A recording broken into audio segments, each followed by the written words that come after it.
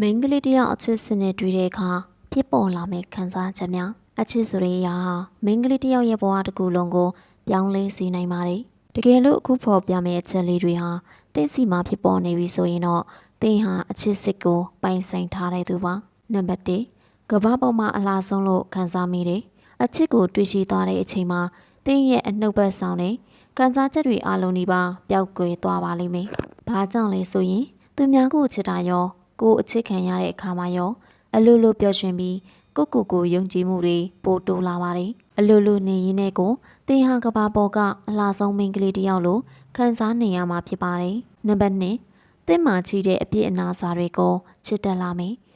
တင်ရဲ့ဝါနေတဲ့ခန္ဓာကိုမပြောင်းနိုင်တော့တဲ့အမာရွတ်တွေဝက်ချံတွေကြောင့်စိတ်ညစ်တော့မှာမဟုတ်ပါဘူးတင်မှာရှိတဲ့အားနည်းချက်တွေအပြစ်အနာစာတွေကတင့်ကိုစိတ်ဒုက္ခပြီးတော့မှာမဟုတ်ပါဘူးတစုံတစ်ယောက်ရဲ့အချစ်ကိုရရှိသွားတဲ့အခါတင့်ကိုတင်ချစ်တက်သွားမယ်တင့်ကိုတင်ချစ်တက်သွားရင်တင့်ရဲ့အနာစာတွေကိုပါချစ်တက်သွားတာကြောင့်ပါနံပါတ်3ပိုပြီးတန်မာလာမယ်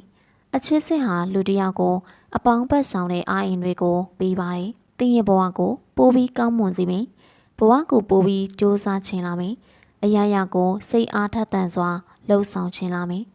အချစ်စစ်ကတင့်ကိုပေးတဲ့အာရင်တွေဟာတင်ဘဝကိုဘယ်လိုကောင်းချင်တွေတက်ရောက်စေသလဲဆိုတာကိုကောင်းမွန်စွာမြင်တွေ့လာမှာဖြစ်ပါတယ်။အခက်အခဲတွေရှိလာရင်တော့သူချိနေရင်အရာအလုံးကိုရင်ဆိုင်ဖို့အာရင်တွေအပြည့်ရှိနေပါလိမ့်မယ်။နံပါတ်4နှလုံးသားကအယံနူးညံ့နေမယ်။တစ်ချိန်တည်းမှာပဲတင်နှလုံးသားဟာ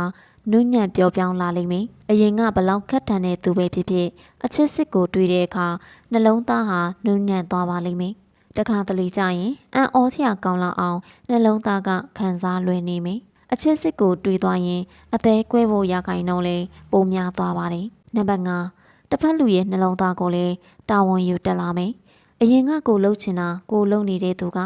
ခုချိန်မှာတော့သူကြိုက်တာလေးတွေကိုဦးစားပေးလာမယ်။သူရဲ့ကျဉ်းနာမြတ်တာတွေကိုပြန်တွေးတိုင်းသူ့ကိုနာကျင်အောင်မလှုပ်ရတော့လောက်အောင်ကိုသူ့အတွက်ငဲ့ညာတက်လာမယ်။သူ့ရဲ့ပျော်ရွှင်မှုဟာတင်နဲ့အများကြီးသက်ဆိုင်နေသလိုခံစားရမယ်။ဒါဆိုရင်တော့တင်အချစ်စစ်ကိုတွေးချထားပါပြီ။